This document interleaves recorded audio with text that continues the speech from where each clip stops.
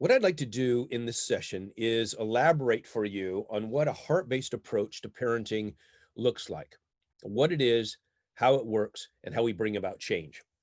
I'm going to reference a lot of the ideas I've shared with you previously, but I'm going to do it in a way that kind of outlines everything so that you can understand what works and why it works. So if I can give you these ideas, they'll help you have a greater understanding of what is happening in family life. When we're talking about working with children, we're talking about the word change. How do you bring about change in the life of a child? That could be change because they're arguing when you give them an instruction, or they're complaining when you say no, or they're not listening to you when you give instructions to them. When you recognize a tendency in the heart of a child that makes you feel uncomfortable, then you know you need to do some work. And that's all about change. Even if your child doesn't have any problems, if that were possible, then you do know that a child needs change and they need to grow. And so the way you work with a child is strategic. It's very important, and it's different than behavior modification, which is what most parents, even Christian parents, use. They say to their kids, clean up your toys and you can go out and play, or finish your homework and you can have a snack. And so the continual diet of that breeds selfishness in the children, teaches them to ask the wrong questions about life. They start saying, what's in it for me? What's the minimum I need to do to get my reward? Are you going to pay me for that? And consequently, children develop the wrong kind of tendencies. If we're going to bring about change in the life of a child, we need to set a target. That's one thing the heart-based approach does. It sets a target goal. Where are we going in the heart of this child? If we're going to build the ability to manage anger, we want to help a child develop more self-control, self-discipline. How are we going to do that on a heart level? It's not just about behavior and giving kids reward for jumping through hoops. If we're going to help a child deal with attention deficit disorder, which is a brain issue, I'm going to spend a lot more time on this tomorrow when we talk about it, then can we do that using a heart-based approach? Definitely, because what we do is we work on obligation. As we build obligation into a child's heart, their ability to focus increases, their ability to manage their own impulsiveness increases. Obligation, I need to, overcomes urge, or the urge to move around or do whatever. And so we help them with this sense of obligation. It's an amazing process that we use, and we bring about significant change in the life of a child. Now, in order to do this, we have several principles that make this work. And I'll just highlight some of these just so you remember these and what they are. Number one, we work with the parent because we believe the parent is the primary and best counselor for a child if they have a good plan. Yes, God uses the church and all of our programs that we run at the church to help children change. God uses counselors, although I don't think counseling is best for children. I think parents are the best counselors for children. But God does use other people in our children's lives to help them grow. God uses schools to help children grow. All of those things are helpful, but the primary and best counselor for a child is the parent. That's why we invest in the child and help the parent and help the parent know how to best work with the child. Now, once we do this, we understand a second principle, and that is that training is more important and better at bringing about change than correction alone. And this is a major shift for many parents who, when they want to bring about change in a child, they practice correction a lot. You stop doing what you're doing. And what we do is completely different.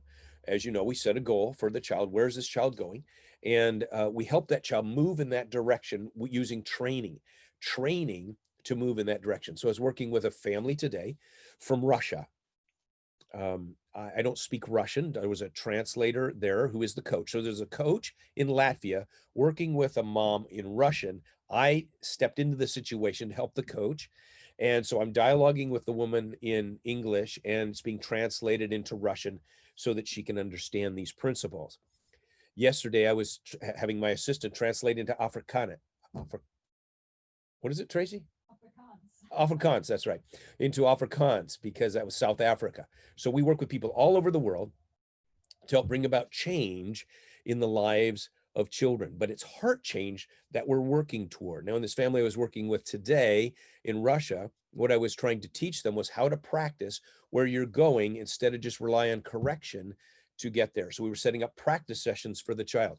Practice Instead of being negative all the time, as he is at 8 years old, practice positive statements. Every hour, what we're gonna do then by practicing is we're gonna build into the child this sense of obligation internally that he has the responsibility to add to the emotional climate in the room. Every person has that responsibility. God calls it honor.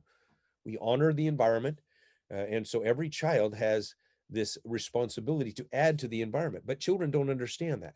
The things that are inside of the heart are things like emotions, um, desires, beliefs, and some children believe strange things about life. So we're trying to change what they believe. And some parents say, yes, we're going to help change what they believe. And they think they're just going to do that by talking to them. But most children don't learn only by talking. They need practice sessions. Thus, training becomes this important tool that we use to bring about change in the life of a child. Another principle we use is to work on the heart, not just behavior. And when we understand the heart more, it opens up many, many doors for lasting change, deeper change, longer lasting change in the lives of children. So that's what we do. Now, as we're working on the heart, we're expanding our understanding. That's why it takes a while to learn this. I would encourage you to invest a lot of time in this rethinking process. How do we work with a child using a heart-based approach? It's very different. Sometimes parents think that a heart-based approach is simply talking to your children more. Now, that's good, but that's not what we're talking about primarily. Some parents think, well, it means being more physically connected with more affection. Well, that's good, but that's not what we're talking about here. Some parents think that this is more spiritual training and prayer with our kids. Well, that's good, but that's not what we're talking about here. All those things are involved in a heart-based approach, but primarily the heart is the operating center of a person. It contains their tendencies. It contains the tendencies that they typically deal with. When they're given an instruction they don't want to do they resist? That's a tendency. And a heart-based approach addresses those tendencies in very practical and real ways. A heart-based approach involves practice sessions because we have a target out here and we're going to move toward that target in order to help children to make those very important changes inside of their hearts. So the goal of a heart-based approach is change. It's just the goal of parenting. That's our goal. Now, God has a word for this. He calls it sanctification. Sanctification is the process of changing to be more like Christ. So our mission in our studies at first was to go and look at God's word and see how does he bring about change in the lives of people to move them to be more mature, more godly, more wise. You can use whatever words you want here, but the point is, how does God do that in a person's life? Then we took those ideas we learned from God's word and we apply them to the parent-child relationship. In many cases, we go to the way God and Jesus disciplined people, corrected them or worked with them or trained them in order to develop the skills they need in order to be effective. So what we do is we try to embrace those ideas, turn them into techniques and ideas that parents can use. So a heart-based approach is very practical and it's biblical and it's focused on the heart. Now, when I say it's practical, what I mean is we're very specific. So when we create training exercises, we're practicing a lot certain approaches to move children forward. And so those, if your child has a problem not listening, we're going to practice following instructions. If your child has a problem with emotional management, that is, he has a problem, as we've talked about with anger or with sadness or with anxiety. If we have a problem in those areas, then the child really needs to develop a greater ability to let things go. How are we going to do that? I don't think we start with emotions. I think we start, as we've talked about, we start with this idea of letting things go when mom interrupts the child. So we might practice interrupting a child from their activity, requiring them to come when called without understanding why. Because that's the essence of emotional management, is to let things go, not even understanding all the complexities about it. So we're teaching children what that looks like using exercises to do that. So training becomes this very important tool. Now, children, we also target beliefs. As I mentioned, beliefs exist in the heart, and children believe strange things about life, and we're trying to alter them. Here's a major belief that children have when they're adolescents. And adolescence goes from age 10 to 25. I won't go into that now, but that's just the whole period of adolescence, this age 10 to 25. And when we are helping children to make changes in that area, we're changing what they believe, because many children believe during that time that their job description in life is to have fun. And so because they believe their job description in life is to have fun, they get themselves into all kinds of challenges. And those challenges create they create difficulties. For example, some children have a hard time accepting no as an answer. Let me just show you how a heart-based approach works when we're coming to this area of accepting no as an answer. Accepting no as an answer is one of those things we do in family life. Children need to learn how to accept no as an answer. It starts when they're 2, 3, 4 years old, but they also learn to accept no as an answer when they're 12, 13, 14, 17, 18. Why do we teach that? Well, here's why we teach this idea of accepting no as an answer. When you teach children to accept no as an answer, they have to deal with a very important emotion inside the heart. That emotion is disappointment. Now, some parents don't want their children to be disappointed. There's a parenting strategy out there that says, as much as possible, say yes to your child. If you can say yes, do it. Say yes to your child. That's your responsibility as a parent, because you want your child to be happy. That is not the primary job of a child, is to be happy. But many children get that idea. Maybe they get it from parents, because when parents send them out the door, what do they say? Have fun. The job description of a child is not to have fun. The child, especially an adolescent, they're in a mission to develop the life skills they need for the future. And handling disappointment is one of those. If you think about disappointment, what really is happening is a child's learning how to grieve. And if you've done any study about grieving, then you know that there are 5 stages of grief. And you hear these. When children start reacting to your no answer, here's what you hear. Denial. I can't believe you're telling me to do this, or you won't let me do this. Anger. Oh, you are the worst parent in the world. They go through each one of these stages. They say bargaining is the next one, where they start trying to create this let's make a deal kind of thing. I'll do what you tell me to do if you give me and let me do what I want to do. Depression is the next one, where children are so sad and upset, but then it finally comes to acceptance. That's why we say children need to accept no as an answer. Now let me just help you understand why you're doing this in preschool and elementary age years. Because there's times when you're going to say no because you're giving your child practice sessions on accepting no as an answer, especially if your child has a problem in this area.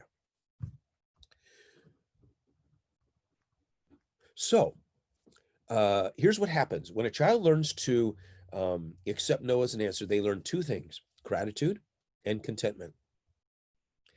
Gratitude is being thankful for what I have instead of complaining about what I don't have. Contentment is being able to live within the boundaries that have been set, the limits. If children don't understand how to live within limits, they become unhappy children. And when they get into their teen years, often feel like they need to go outside of the limits in order to find 2 things: pleasure and identity. And so they exceed the limits of family values or societal values, or go do things against the law, do things that are unhealthy. And so they go outside of the boundaries of the limits, and they find themselves in trouble. A healthy person is one who can live within limits. The Bible says godliness with contentment is great gain. This idea of contentment is strategic for a child's success in the future. That's one of the reasons we say no to a child. It's a very important part of the process. You see, a child is on a mission. During adolescence, a child's on a mission to move forward and to develop the life skills. If I were going to share one passage of scripture with young people in adolescence, I would share with them Psalm 119. The whole psalm, it's the longest psalm in the Bible, but it is a psalm about the path. There's a path. And when you stay on the right path, as Jesus said, there's a broad path that leads to destruction. That's because it has all these minefields on it. And many young people find themselves on these minefields and damaged because they wanted to go into the broad path outside of the boundaries. But he says, and that path is leading to destruction, Jesus says. But there is a path that leads to life. And that is, not too many people are on it. Not too many people find it. Why? Because it's a narrow path that's there. They don't find the path. But that's the path that leads to life. And young people need to understand that so they don't fall into all the landmines that occur during adolescence in their lives. So we're trying to teach them what that looks like. Heart-based parenting is building the life skills. It's recognizing the things you do now by giving instructions to children, requiring chores, managing money, dealing with all the disrespect, bad attitudes, all those things are strategic. When you correct a child, you're teaching the child, you're not just saying stop doing that. You're teaching a child a process. You're off track, you need to get back on track. When we're working in the department of a child's heart that deals with disappointment, we're saying no because we're helping that child to develop the life skills they need to move forward. So how do we do all of this in a heart-based approach? We use a lot of different tools to make this work. But let me just share with you that it involves strategies and plans. So if you take Romans chapter 5, verses 3 to 5, it says these 4 words: suffering produces perseverance, perseverance, character, and character, hope. There's only one of those you can have control over, and that's the perseverance. That's the plan that you put into practice. You can't control the suffering that comes into your life. The character is a byproduct. The hope is a result. Children need more hope. It's going to come from character development. How does character development happen? Well, it happens when children have a plan when they face suffering. I would suggest parents are in the job of helping their children suffer. Now, I don't mean go be mean to your kids, but putting pressure on your children in strategic areas and giving them a plan that is a perseverance plan can help them build the character necessary to have the hope they need for the future. We are in the business as parents of helping our children strategically move forward and develop that character. That's what we're doing. In a heart-based approach, as we study God's word and find out how God works with individuals, how he brings about change, or he works with people groups, or Jesus worked with people, then we identify several different ways that these people can bring about change. And I want to show you what those look like, because those principles that we look at and understand are important. There are 7 of them. It's a multifaceted approach. These 7 buckets, that's what I call them. Buckets represent the tools we use in the biblical parenting coaching program. These are the tools we use in a heart-based approach. These 7 tools they're huge buckets. So if I just spend time in the relationship bucket, I see so many things there that help a child make changes. So I give assignments regularly to parents. I start with relationship and vision and firmness. These first 3, and I say to parents, start with relationship. Look for ways to emotionally connect with your child. Why? Because relationship opens the heart. So one mom says to me this last week, I have a 10-year-old daughter, and my 10-year-old daughter is adopted, and she shuts down. She just is totally resistant. I said, let's start by emotional connectedness this week. See what we can do here. What does she like? What do you like? We're homeschooling her. She likes when I read to her. I say, okay, so I want you to do this. Create an emotional connectedness and then celebrate it with your words. So what I want you to do is read to her, and then I want you to say these words. We sure like that together, don't we? We have a good relationship. I enjoy reading with you. I can hardly wait to see the next chapter. And her daughter's eyes lit up. Mom knew that she'd emotionally connected with her daughter. The next time they were reading, mom was reading to her daughter. They're using Sunlight curriculum in their homeschool. She was reading to her daughter, and her daughter put her head down on mom's lap while she was reading. Mom says, that has not happened in years. Mom made an emotional connection, and it opened the heart. That's what emotional connectedness does. It opens the heart. That's why God starts with us, with relationship. Let's have a relationship, he says. I want to build a relationship with you that's going to open your heart to receive the next things that I'm going to do in your heart to bring about sanctification and change in your life. You see, when sanctification takes place, what tools does God use? His primary tool is discipleship. And we're going to disciple our children to move them forward. And the coaching program is about discipleship. And we come alongside of a parent and we teach them what a heart-based approach is. We walk with the parent during that time so the parent can develop a greater ability to understand and work with a heart-based approach. So relationship becomes one of the buckets. A second bucket is visioning. Visioning is this idea of why are we going to work on this? It's very important because after this, we're going to get to some real tough things and we're going to require some things of a child. And sometimes those are hard. They create resistance and problems. And so visioning is helpful. Visioning helps the child know why we're working on this. So you might say to your 13-year-old boy, as one dad told me earlier this year that I was coaching, the dad said, this is how they started. They said, our son is a terrorist in our home. We live like we're always afraid. Everybody in our home is afraid because he's so mean and treats us so unkindly. He was always telling us what to do. And I said to them, your son's probably going to be a leader someday. Well, Dad took off on that, and he said to his son, you're probably going to be a leader someday. So, and it's going to be great. So I'm going to work with you now. I can hardly wait. This is all visioning. I'm excited to work with you now, and I'm going to help you learn how to cooperate. If I can teach you how to cooperate, it's going to help you to be more effective as a leader. This is going to be great. So we're going to engage in leadership exercises. I'm going to call your name, and you're going to come to me right away. I'm going to give you a task, and you're going to do it and respond back to me.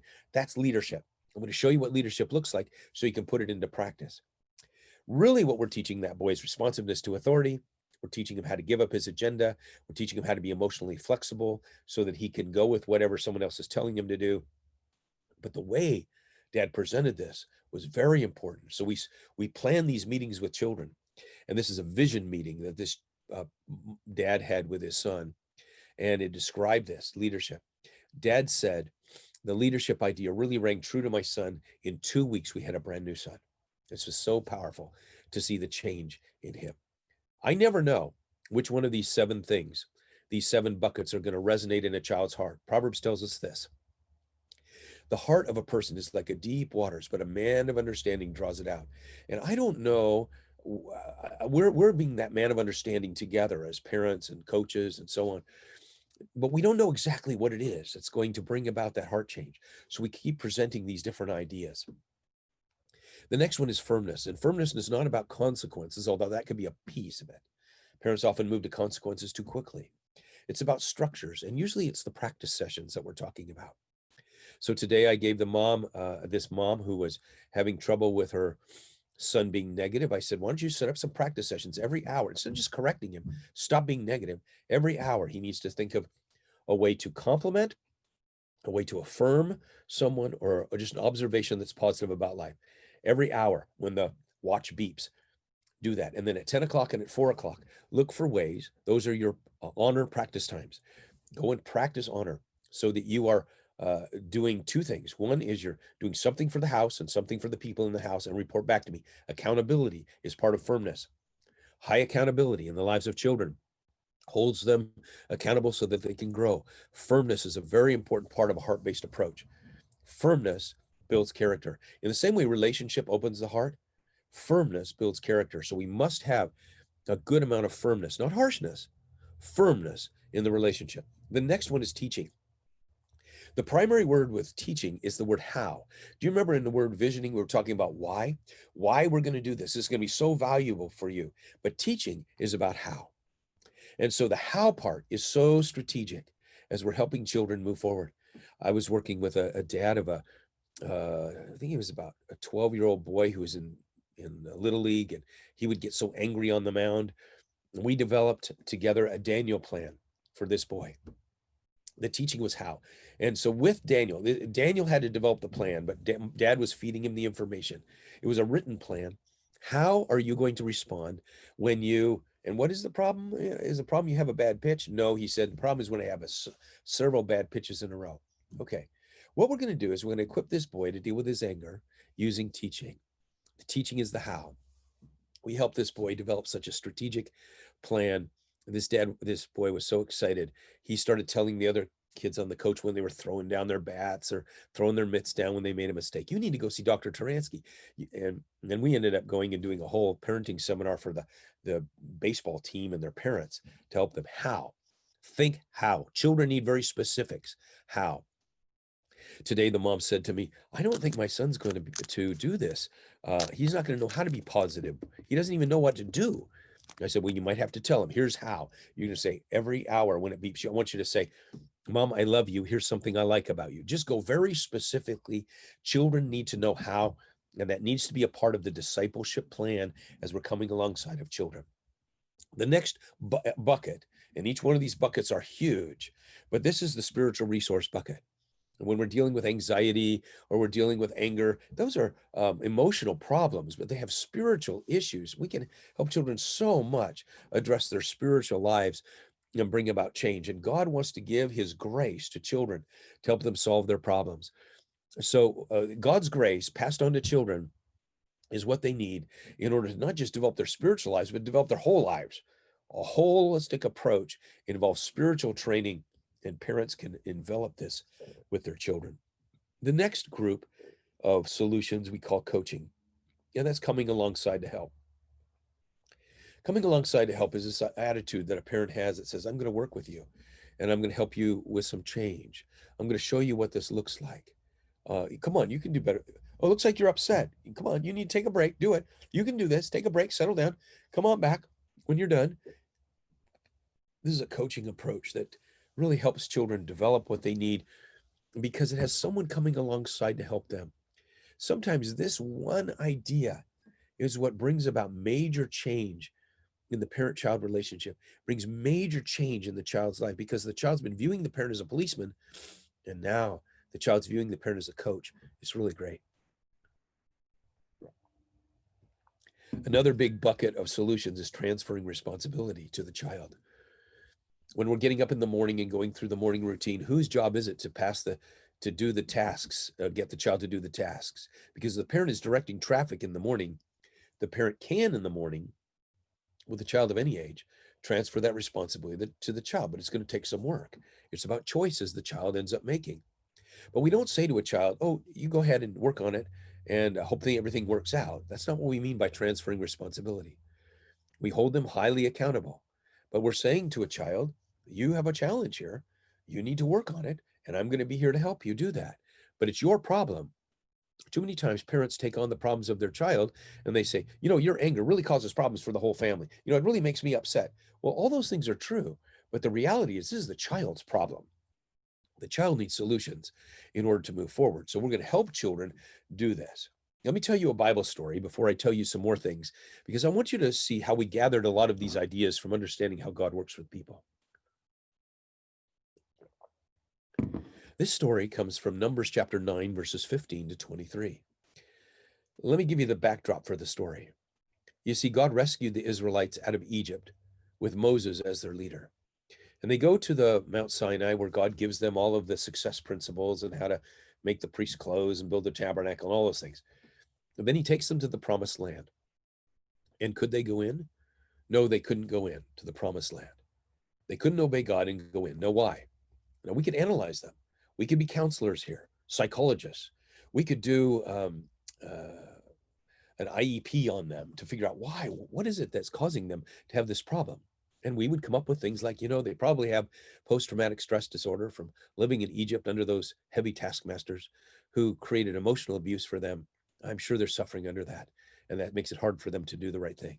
Or because say, well, they're probably emotionally disturbed because they really haven't had a home to live in for the last couple of years. They've been wandering around in the wilderness. We could think of all kinds of reasons, and we could analyze them up and down using all kinds of current methodology to find out why the Israelites couldn't go in. God doesn't do that. God basically says, okay, here's what we're going to do. I'm going to take you back out in the wilderness and we're going to do some training, not just correction. He's going to use this. This is a correction time, but he's going to do training as part of the correction. He says, we're going to go out in the wilderness and here's what's going to happen. And that's when we get to Numbers chapter 9, verses 15 to 23. In Numbers 9, 15 to 23, we have the story about the cloud. Because what happens, God says, is this. He says the cloud is going to come down over the tabernacle and you're to camp. And when the cloud rises, then you're to go. Now, sometimes the cloud will rise in the evening and you're to go. And sometimes it's going to rise in the morning and you're to go. And sometimes it's going to rise after one day and you're to go. And sometimes it's going to rise after 3 days and you're to go. Read the passage. This is just fascinating. In Numbers 9, 15, 23, this is what it says. Sometimes it's going to rise after a week and you're to go. Sometimes it's to rise after a year and you're to go. This is the command of the Lord. That's what he's saying. In other words, this is the firmness. We're going to do practice sessions. I'm going to train you. Your job is to watch the cloud. You can't have a wait a minute disease and say, well, wait till I get to the next level. Or I'm drying my clothes right now, and I'm not done drying my clothes. I can't do that right now. Or I'm cooking dinner. Everybody's hungry. No, you don't do that. God is saying, when the cloud goes, you go. Can you obey the word of the command of the Lord? That's what he's saying there. I'm going to show you how to do that. When children learn through firmness how to follow instructions, they are fulfilling the obligation that God has created for children, which is obey your parents in the Lord. Obedience teaches children so much, but one of the things it teaches them how to give up their agenda, how to follow someone else's leadership, and it teaches them how to trust. If parents feel like they always have to explain to children why they need to do what they do, they miss out on the beauty of obedience. And God teaches his children, the children of Israel, he teaches them how to obey without knowing why. They don't know where they're going. They just need to obey. God uses firmness. And for all these years, he takes them around until they get to the promised land again under Joshua's leadership. And could they go in this time? Yes. Not only could they go in, but they end up doing something we would consider rather silly. They march around a city playing musical instruments. Yes, they could do it. They could trust the Lord in the difficult things. We are not just working with our children to get the clothes picked up and the dishes put away. We are training them. We are using the process, not just the tasks, but the process is teaching our children what it means to follow the Lord, not just to follow us. We're showing them what it looks like. Well, in our story, God uses 3 of these tools all at the same time in order to bring about change in his children, the children of Israel. He does this. 1, he uses relationship. He says to them, I'm going to protect you out here. I'm going to give you food every day, except Saturday, because I want to test you and see if you can obey me in this. So even that was a test of obedience. But you're going to trust me. I'm going to relationship. Every day I'm going to give you food. I'm going to lead you to water. I'm going to provide you with shoes that will never wear out.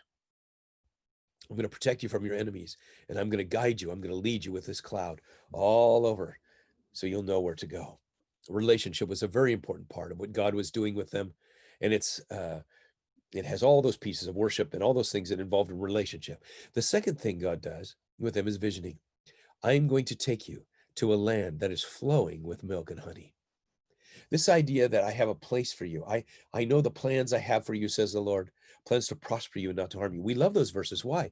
Because those are visioning verses. That's what God does with us. He visions with us. He gives us perspective about the current challenges we're in. He's taking us in a direction. We can do that with our children. And the third thing he does is firmness. You need to obey me. You need to obey the commands, and we're going to practice. So firmness is a lot of these practice sessions that we end up engaging in the lives of our children. So we looked at all kinds of passages to see how Jesus related to people, God related to people, teaching passages about the family, but outside of the family, about how the heart changes, about how people change, the way God takes us through sanctification. And we learned all these ideas, and then we applied them to the parent-child relationship. Now, let me tell you why the Biblical Parenting Coaching Program works, because this will give you great added insight. Whether you get involved in the coaching program or just do this on your own, this is why it works. And this is why we see miracles take place in the lives of children. I really mean that. Major changes take place in a short amount of time. Parents are shocked by the changes they see. In the last session of the coaching, one of the coaches asked me, how long should it be before we see change take place in a child? My answer was, if you're not seeing change in 1 week, something is wrong. You may not be explaining it properly. The parent may not be getting it. You need to go back and try to explain it some more, and you need to try to help them understand, or maybe go a different direction or modify the program a little bit. Whatever you need to do, you're going to do that to tailor it to this child, because a heart-based approach to parenting works. It works faster. It's a lot more work than reward and punishment. I mean, you can give a child a quarter who's young to keep quiet for a period of time.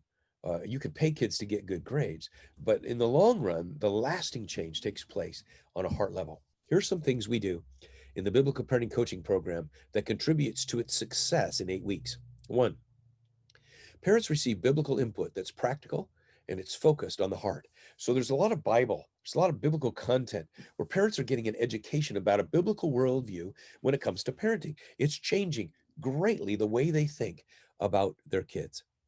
Secondly, parents are held accountable to the coach with weekly reports. And coaches are often working with parents more than once a week, but these weekly reports help parents feel like they're accountable. So during the week, of course, while they're working with their children, they're saying, oh, I got to report to my coach. So they're on their best behavior. They are working on changing their own responses because they know they're going to have to report back. Accountability is very important for change to take place. A third thing we do is parents are given assignments to work on that are practical and reasonable. They have to fit in with the parent. Every parent's unique. Every child's unique. And so we tailor a structured program that we've designed specifically to the parent to make the assignments reasonable. If the parent says, I don't think I can do this, then we break it down further. We want parents to understand here are specific things you can do, and here's why as you work with your child this week. The program is a commitment for 8 weeks, which is long enough to see significant change. I mean, talking about major change, yet not too long to make it unreasonable for most parents. If it goes too long, parents get tired. It's hard for them. And even in our own personal lives, God uses sanctification to move us to the next level of our personal development. We can sometimes stay at a level there for a while before he launches us to the next level. We're on a progress moving forward. 8 weeks seems to be a good length of time as we've done this, our work in this, to see major change in the life of a child. Parents next are committed to the process and do the work necessary. So parents make a commitment. They're in a program, and we tell them though sometimes we're not just trying to get through a program. We're trying to bring change into a child's heart. So if we don't get through all 8 weeks of material, that's okay. In some cases, we just go through 4 weeks of material and we practice that for 8 weeks so that we can see major changes. And that's what the parent and child relationship needs. We charge parents financially for the program because it helps families get well faster. You don't have to charge if you're a biblical parenting coach. I encourage you to charge because when you charge people, then they have more skin in the game and they're more motivated to change. I charge $1,500 to work with a family. That's my current fee. And when I do, then significant change takes place in a family. They've invested a lot of money for 8 weeks. They're going to get their money's worth. And I'm often working with them more than just once a week. I'm involved in their lives in the course of the week. Last night, I got a text at 9 o'clock. We're having a major episode right now with our 13-year-old. I said, can I call you right now? Let's walk this through. So there's a charging people, I think, is helpful because it helps them to have more ownership of the process. And lastly, parents are taught strategy and planning, not just techniques. If you think about techniques, and parents always want these techniques, but what they really need is something more than just techniques. They need to understand that techniques fit into a heart-based approach to parenting. We got to think about the heart, and that fits into a bigger vision for biblical parenting so that children can understand what that looks like. So that's what the heart-based approach looks like. That's kind of a summary of the biblical parenting coaching program, why it works and how it works. I hope that'll give you a greater understanding of what that looks like in practical terms.